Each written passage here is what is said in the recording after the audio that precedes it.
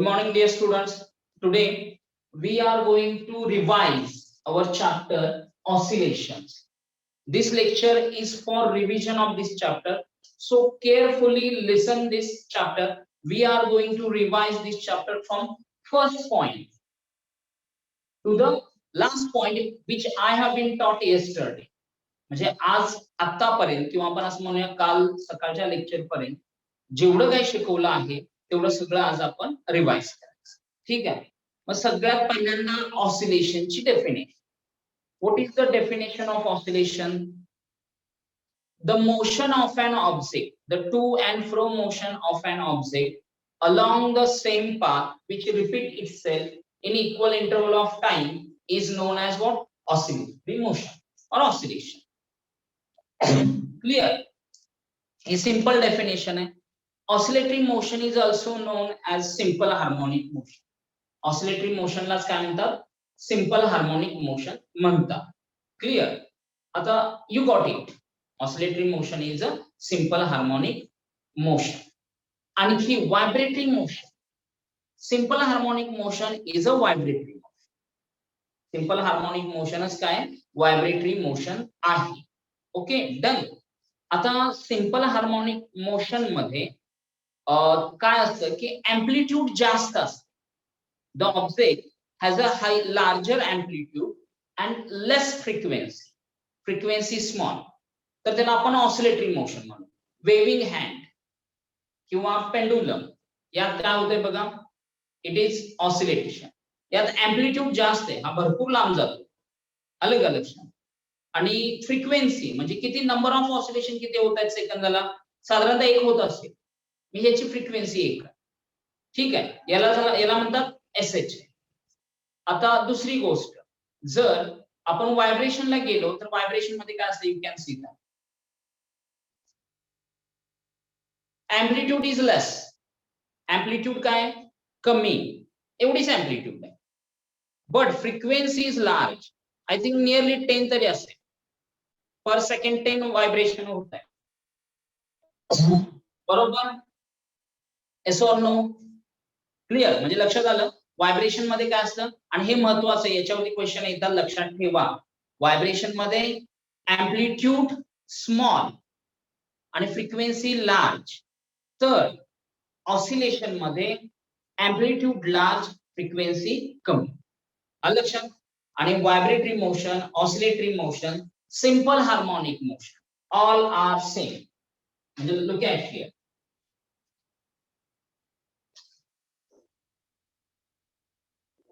Oscillatory motion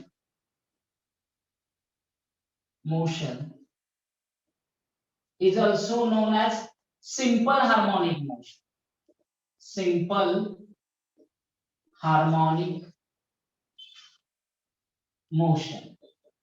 ठीक आहे, simple harmonic motion म्हणजे ज्याला आपण शॉर्ट मध्ये काय म्हणूया, एसएचएम.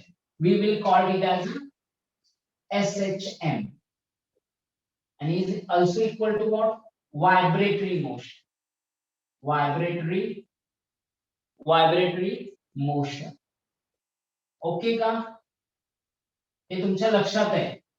हे बेसिक आहे. तुम्ही जे बेसिक नॉलेज म्हणता याला बेसिक नॉलेज म्हणतात. This is called basic knowledge. आणि ओरल ही जनरली बेसिक नॉलेज जज करण्यासाठी असते. तुम्हाला ती कन्सेप्ट किती समजली आणि खरोखर समजली आहे का नाही. कारण पाठांतर केलेलं असेल तर ती गोष्ट वेगळी, त्याला डेफिनेशन येतील, पण बेसिक नॉलेज असणं गरजेचं.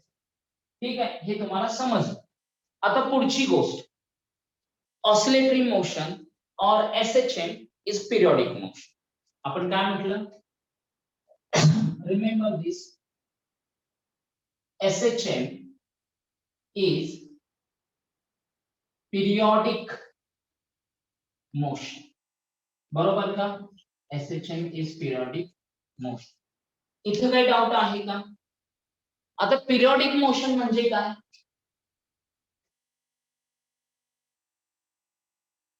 What is the definition of periodic motion? Periodic मोशनची डेफिनेशन काय? मी जर तुम्हाला अनम्यूट केलं तर तुम्ही बोलून आन्सर देणार. व्हिडिओ काही ऑन करायची गरज नाही तुम्हाला. फक्त ओरली आन्सर देऊ शकताय. ठीक आहे. आणि better way, raise your hand. I will tell who is going to give the answer. गडबड करू नका. मी अनम्यूट करतो, चालेल का? पण जर दंगा केला, बडबड केली, तर परत कधीच तुम्हाला अनम्यूट करणार नाही. ओके, श्रुती, ठीक आहे. You have been raised a hand. Define periodic motion. Motion repeated in equal intervals of time. Motion repeated itself in equal interval of time is known as periodic motion. Periodic motion. Correct. Give me example.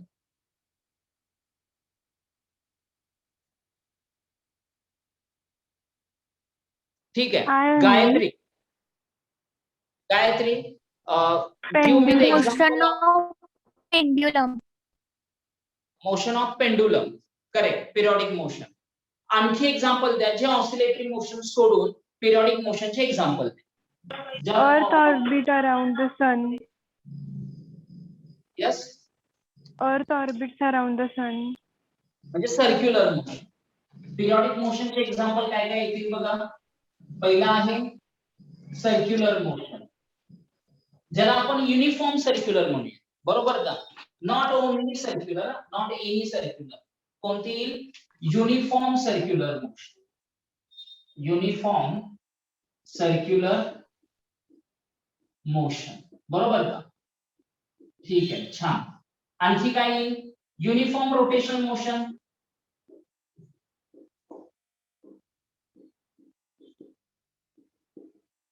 Uniform rotational motion. ठीक आहे. आता SHM पिरियडिकच आहे. मग पेंडुलमची motion, motion of a needle of sewing machine, हे पण काय पिरियडिक मोशन आहे. तर हे सुद्धा पिरियडिक मोशन आहे. ठीक आहे. पिरियडिक मोशन क्लिअर झालं, डेफिनेशन क्लिअर झाली. मग आता पुढे जाऊया. आता याच्यानंतर सगळ्यात महत्त्वाचा जो पॉइंट आहे तो म्हणजे रिस्टोरिंग फोर्स. ठीक आहे. कोणता पॉइंट बघायचा? Second number. व्यवस्थित बघा. Restoring force. रिस्टोरिंग फोर्स ची डेफिनेशन काय आहे? Who is going to give it? Restoring force ची डेफिनेशन दिली का बघा? नोटबुक मध्ये लिहून घेतली का तुम्ही? कारण मी त्यावेळी सांगितलेलं. Force tends to torque. Okay. Who is talking? हात वर करा आणि मग आपण बोलूया. तन्वी, रिस्टोरिंग फोर्स ची दे बघू definition. Anyone. The force which Tanvi. is developed in an object due to the position,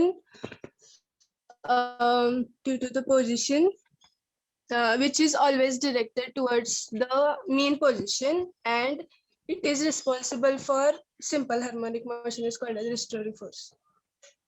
Very good, very good, correct. Shruti, give me once again. Any one force restored at equilibrium position is called as restoring force. हा, ही पण चालू शकते. परत एकदा जरा सांग, काय काय सांगितलंस? Any one force acting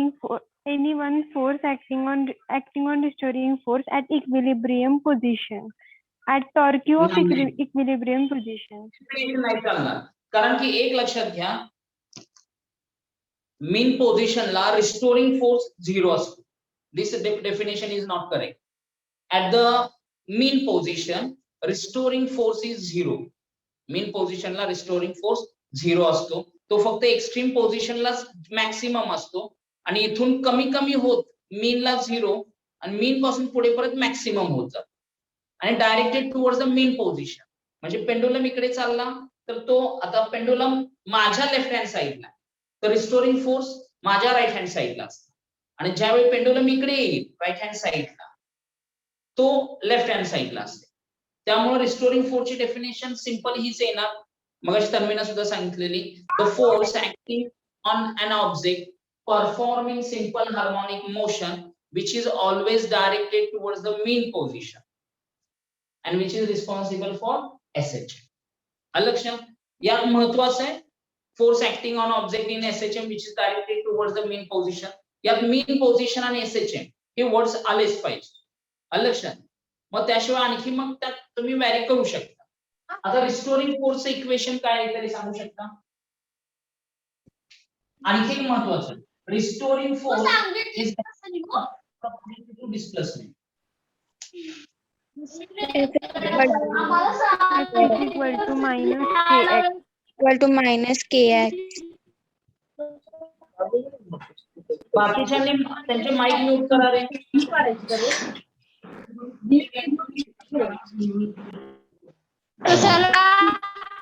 तुला माझं डोसकं नाही होय माहित आहे मला सगळं हाय माझ्याकडं.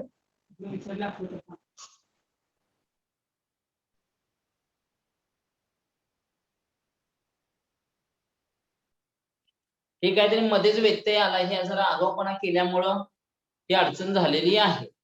त्यामुळे आपण आता ओरल इथं, तुम्ही आता ओरल देऊ नका, तुम्ही फक्त ऐकायचंच काम करा. आता एवढी लक्ष द्या. Restoring force is directly proportional to displacement. आणि निगेटिव्ह साइन काय येतं? Because it is directed towards the mean position. मग पुढे बघा आता. मग therefore F is equal to minus kx. ठीक है, where k is a SHM constant, where k is equal to SHM constant किंवा oscillation constant, oscillation constant. ठीक है, आणि तुम्ही k साठी आणखी काय लिहू शकता बघा, in terms of its magnitude, in terms of magnitude, in terms of magnitude, you can write F is equal to kx. पण निगेटिव्ह साइन घ्यायची गरज नाही. मग therefore k is equal to f by x. आणि हा constant आहे, इथे काय प्रपोर्शनली टाकायचं नाही. also k is equal to m omega square. k is equal to m omega square. आलं लक्षात? k ची व्हॅल्यू काय? m omega square, where m is the mass of object, where m is equal to mass of object, आणि omega काय? angular velocity, or angular frequency,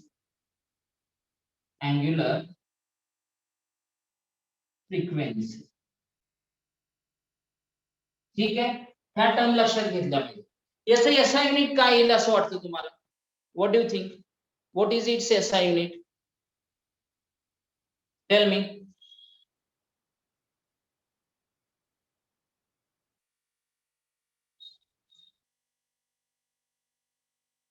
Its SI unit, from this equation you can write Newton per meter. Very good, Payal. Correct. Very good. SI unit of K. SI unit of K is what? Newton per meter. ठीक है. And dimensions of K. What can you write dimensions of K? It is, now only it is what? M raised to 1, L raised to 0, T raised to minus. But therefore another unit, Newton per meter, is equivalent to what? Kilogram radian per second square. Kilogram radian per second bracket square. हे पण use radian square per second square. ठीक आहे, good. Okay, हे झालं K बद्दल, restoring force बद्दल. आता त्याच्यानंतर आपण काय बघितलं होतं? Differential equation of SH. आपण कोणता पॉइंट बघितला होता? Differential equation of SH. जरा असं लक्ष द्या. Third point, differential equation, differential equation of SH. Can you remember that differential equation? Yes, very easy. D square x by dt square plus omega square x equal to 0. बरोबर, plus omega square equal to 0. समजलं ना? S और no? म्हणजे थोडक्यात कसं लिहायचं, D square x, परत इथं लिहितो d square x by dt square plus omega square x equal to 0. Okay, omega माहिती, एक्स माहिती. एक्स काय आहे? where x is instantaneous displacement. Remember that. इथं आपण इथे लिहिलंच पाहिजे, ठीक आहे, इथेच लिहितो मी जरा, where x is instantaneous displacement. X is instantaneous displacement. Okay, you got it. तुम्हाला हे समजलं. आता आपल्याला ऍक्सलरेशन करायचं. We are going to derive expression for acceleration. मग ऍक्सलरेशन आपण कसं काढू शकतो? Number 4, acceleration of object in SHM.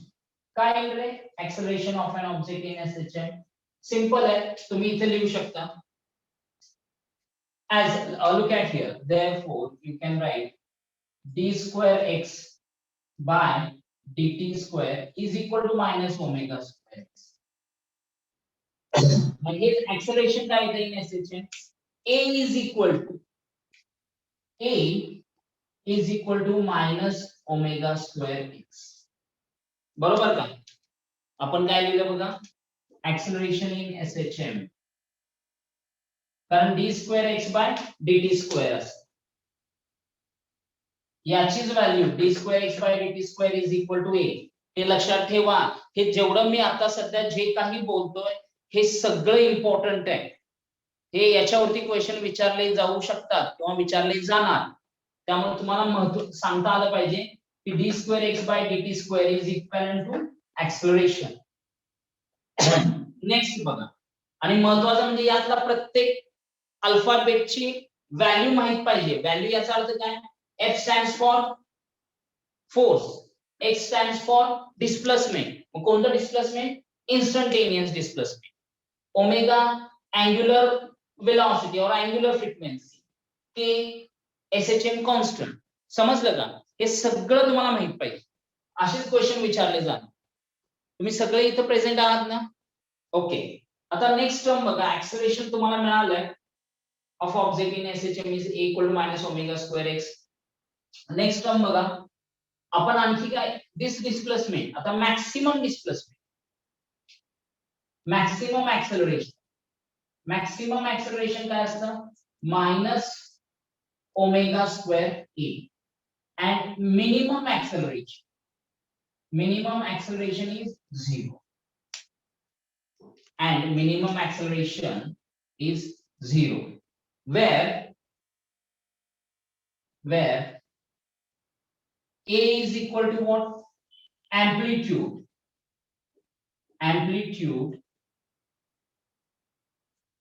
of SHM, and it is fixed.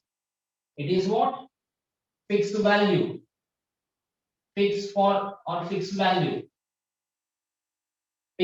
given SHM. मग दुसऱ्या HSM साठी ती वेगळी असू शकते, पण दिलेल्या SHM साठी याची व्हॅल्यू फिक्स आहे, कॉन्स्टंट. लक्षात, फिक्स याचा अर्थ काय? कॉन्स्टंट.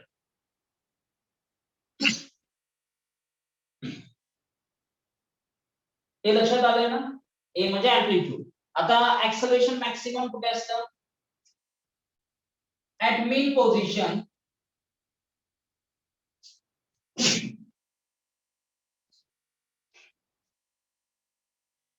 इकडे लक्ष द्या. At mean position mean position. Acceleration is 0. Acceleration काय येणार 0 येणार mean position. आणि at extreme position, at extreme position, acceleration is maximum. Maximum इथे लिहूया ना, तर तुम्ही मॅक्सिमम काहीतरी वेगळं म्हणा. ठीक आहे का? आणि एक्स्ट्रीम पोझिशनला डिस्प्लेसमेंट किती असते? What is the displacement at extreme position? amplitude is. Here remember that at extreme position displacement is equivalent to amplitude. At extreme position I am going to write at extreme position amplitude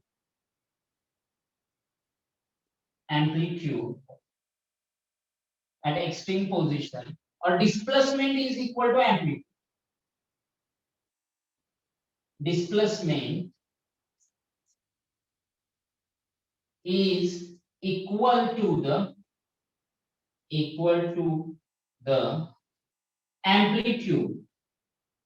amplitude of SH. समजलं? Are you getting this? Displacement is equal to the amplitude of SH. आता next बघा, that is what velocity. We are going to learn fourth point, that is velocity. Velocity of object in SH. मग ती किती असते velocity? What is the equation of velocity in SHM? V is equal to plus or minus omega square root of a square minus x square. हे velocityचा formula. आता यात तुम्हाला ह्या term माहिती. A stands for amplitude. We have been written this. आलं का?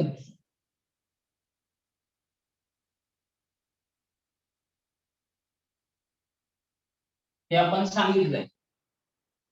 Amplitude of SH.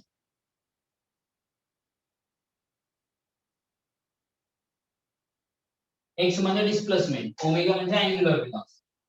आता maximum at mean position velocity is maximum. At mean position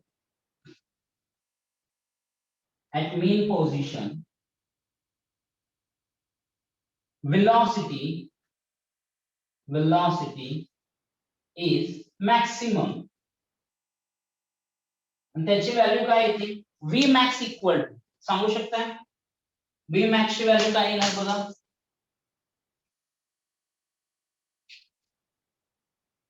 V max is equal to plus or minus a omega किंवा omega.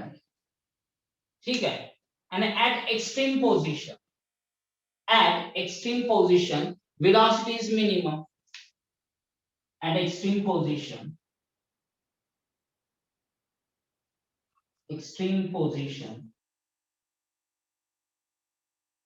velocity is minimum किंवा is zero. Extreme ला velocity 0च असते. 0 याचा अर्थ minimum value झाली. मग v minimum काय येते? लक्षात? yes or no? क्लियर? काही डाऊट आहे का? बरोबर? हे लक्षात आलं ना? आता पुढच्या कन्सेप्ट बघा, म्हणजे आपण आणखी पुढचे पॉइंट्स रिवाइज करूया. आणि तुम्हाला क्वेश्चन असेच विचारले जाणार. हे ओमेगा म्हणजे काय, एक्स म्हणजे काय, मिनिमम ला व्हॅल्यू काय असते, वेलोसिटी किती असते, मीन पोझिशनला वेलोसिटी काय असते, एक्स्ट्रीम पोझिशनला व्हेलॉसिटी किती असते ते अशीच विचारणार आहे, जे काय आहे तेच. आता आणखी एक तुम्हाला मी तुमच्या समोर स्क्रीनवरती एक आपला झालेला सिलेबसचा फोटो ठेवतो, मग आपल्या लक्षात येईल. आलं लक्षात? आणि त्याच्यावरची क्वेश्चन मी तुम्हाला विचारणार आहे, तर तुम्ही ते व्यवस्थित सांगा.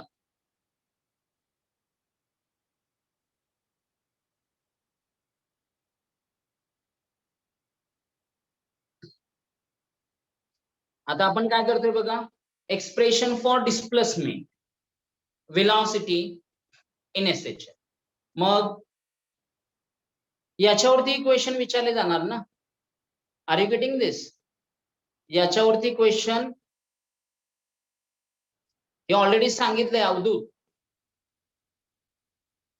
आता सुरुवातीला सांगितलंय, तू आता जॉईन झालायस का? Displacement of object in SH. आता सिंपल क्वेश्चन काय येईल बघा, यात फाय म्हणजे काय सांगा बघू. Initial phase. एक्स म्हणजे काय, डिस्प्लेसमेंट तुम्हाला माहिती विथ रिस्पेक्ट टू टाइम आहे. ए काय, एम्प्लिट्यूड आहे. Omega angular velocity. आणि टी काय, what is the t there? T is the instantaneous time.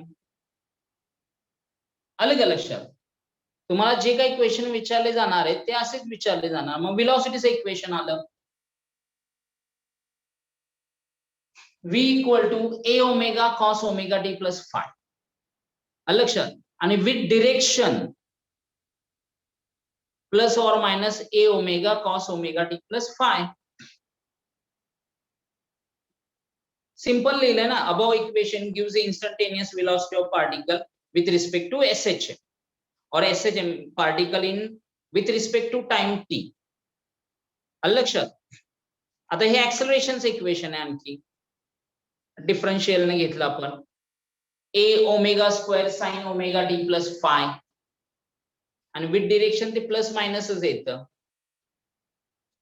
आता क्वेश्चन आणखी काय येऊ शकतो तुमच्या समोर. आता हे इक्वेशन लिहिलंय बघा, ए इक्वल टू प्लस और minus A omega square sine omega T plus phi. Question असा येतो, this equation gives you the instantaneous acceleration of particle in SHM with respect to time. ठीक आहे, क्लिअर आहे. मग हे जे इक्वेशन आहे एक्सेलरेशनचं, जे आता स्क्रीनवर दिसतंय, हे एक्सेलरेशनचं इक्वेशन आहे ना. A equal to minus omega square X. मग हे कोणतं एक्सेलरेशन? तर हे acceleration with respect to displacement आहे, X. This acceleration is with respect to displacement. आलं का लक्षात? आणि आपण जे ओमेगा टी प्लस फाय मध्ये लिहितो, that is A equal to plus minus A omega square sine omega T plus phi is with respect to instantaneous time. ह्याच यालाच बेसिक गोष्टी म्हणतात. This is called basic things and you should know it. Clear? आलं लक्षात? आणि मी याचे photo काढून तुम्हाला पाठवतो. Don't worry about this. तुम्हाला सगळं रिवाइज करता येईल. फक्त आता तुम्हाला समजलंय ना ओरल कशी असणार आहे ते.